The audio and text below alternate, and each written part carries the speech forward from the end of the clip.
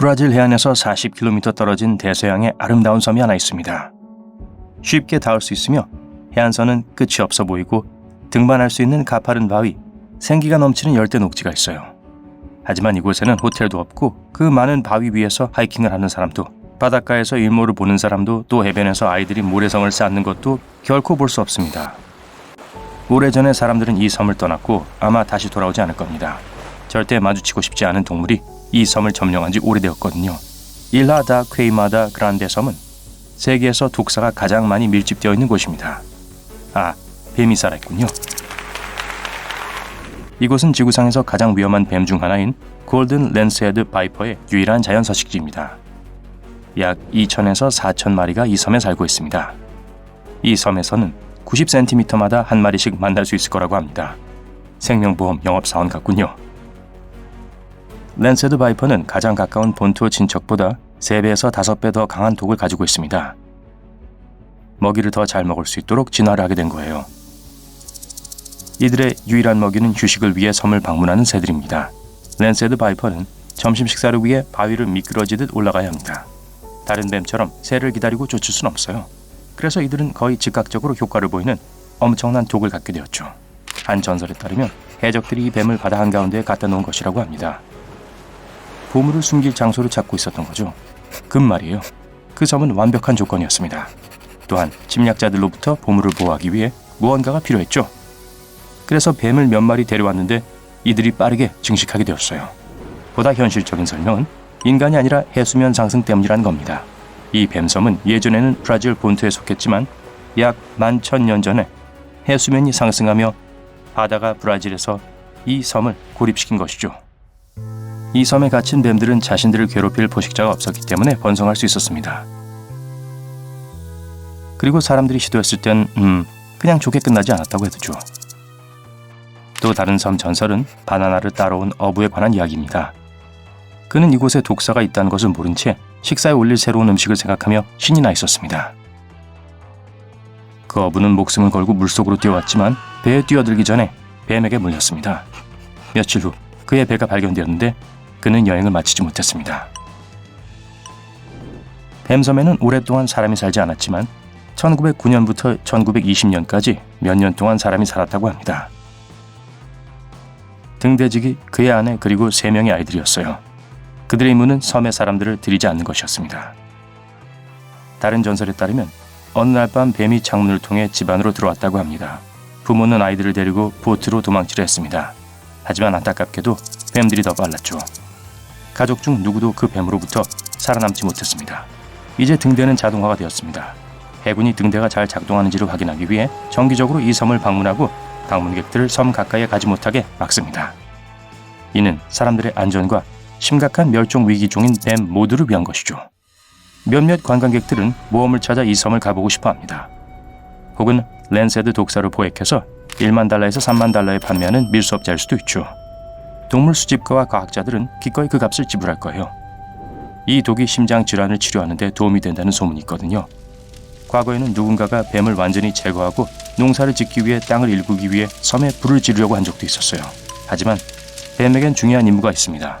이 뱀을 연구해서 전체 랜스헤드 독사종을 잘 이해하고 본토에서 뱀에 물린 사람들을 치료하는 데 도움을 줄 수 있을 겁니다. 브라질에서는 그런 일이 많이 발생하거든요. 만약 여러분이 이 섬을 꼭 방문하고 싶다면 이 섬을 골든 랜스헤드 종을 연구하는 실제 연구소로 사용하는 생물학자나 연구자가 되어야 합니다. 많은 서류 작업을 거치고 공식 방문 허가를 받아야만 하죠. 만약 일이 잘못될 경우 도움을 줄 의사도 있을 것이고 안전을 지켜줄 해군 장교도 함께 가야 할 겁니다.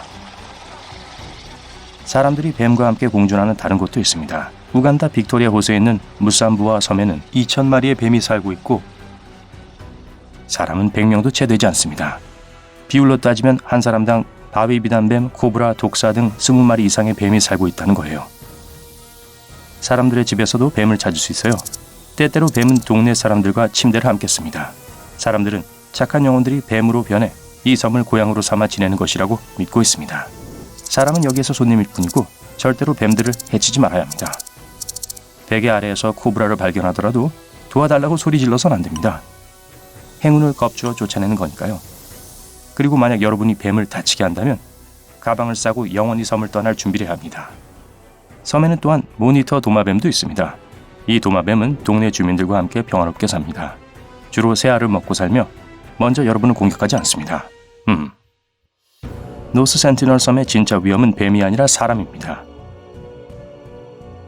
산호로 둘러싸인 맨해튼 크기의 이 섬은 지구상에서 가장 고립된 부족 중 하나인 센티넬레스의 고향입니다.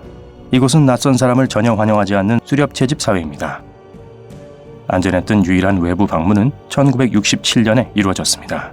그 당시 그들이 본 것을 바탕으로 인류학자들은 이 섬에 15명에서 200명 사이의 사람이 살 수 있다고 추측합니다. 세상 어느 누구도 이들의 언어를 말하거나 이해하지는 못한다고 해요. 또 다른 위험한 장소는 도쿄 남쪽에 있는 일본의 미야케지마 섬입니다. 이 섬은 대기 중인 활화산으로 유명해요. 지난 세기에만 6번의 폭발이 있었습니다. 가장 최근의 폭발은 2000년에 있었고 이후로 독가스가 땅으로 새고 있습니다. 수년 동안 모든 주민들과 관광객들은 이 섬에서 항상 방독면을 가지고 다녀야 했습니다. 공기 중에 유황 수치가 위험하게 상승하면 반드시 방독면을 쓰라는 신호가 울리게 됩니다. 다행히 방독면이 필요하게 된 지는 몇 년이 안 되었습니다. 화산 활동은 아프리카의 키부 호수를 위험한 곳으로 만들기도 했습니다. 이 호수는 정확히 지각판이 서로로부터 천천히 멀어지는 곳에 위치합니다. 이는 지구의 지각을 더 얇고 화산이 더 활동적이게 만듭니다. 그래서 키부 호수 밑에는 뜨거운 물과 이산화탄소, 메탄을 호수로 흘러보내는 온천이 있습니다.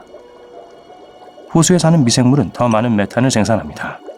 호수는 아주 깊어서 이 모든 가스가 물속에 계속 남아 있습니다.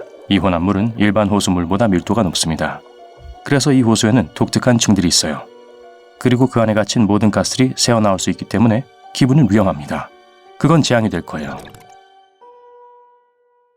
사바는 카리브해의 작은 섬으로 지난 150년 동안 세계 그 어떤 곳보다 더 많은 폭풍이 일어났습니다. 60번 이상의 큰 허리케인, 15등급 폭풍우가 3번, 7등급 폭풍이 5번 일어났죠. 거의 허리케인 수준의 파괴적인 폭풍이었어요. 운을 시험해보고 싶다면 겨울에 방문해보세요.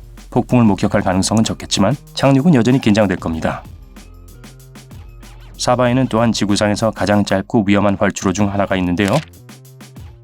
두 암석 능선 사이 놓여 있다고 합니다. 후베섬은 세계에서 가장 외롭고 외진 섬입니다. 가장 가까운 육지는 북쪽으로 1600km 떨어져 있고 남극 해안은 남쪽으로 1800km 떨어져 있습니다. 이곳에는 100명도 안 되는 사람들이 방문했는데 주로 연구소에서 일하던 과학자들입니다. 만약 이 섬을 여행하기로 했다면 우선 가는데 며칠이 걸릴 겁니다. 만약 일이 잘못되면 제 시간에 여러분을 구해줄 사람은 아무도 없을 거예요. 게다가 섬의 93%가 빙하로 덮여있고 배를 세우기 적합한 장소는 딱 한 군데 있습니다. 재밌을 것 같네요. 저도 갈게요. 아니에요. 미국의 워싱턴사는 훨씬 더 많은 방문객이 찾는 곳이지만 모든 사람들이 안전하게 돌아온 건 아니랍니다. 이 섬은 지구상에서 가장 위험한 작은 산으로 알려져 있어요. 또한 지구 표면에서 가장 빠른 바람이 부는데 시속 322km에 달합니다. 연이나 날리러 갈까요? 얼어붙은 기온과 폭설도 등산에 도움이 되지 않을 거예요. 등산객들은 종종 오솔길이나 도로에서 멀리 떨어져 걷게 되는데요. 정상에 오른다고 해도 에베레스트 산 정상에 오르는 것과 같은 피로를 경험하게 될 겁니다.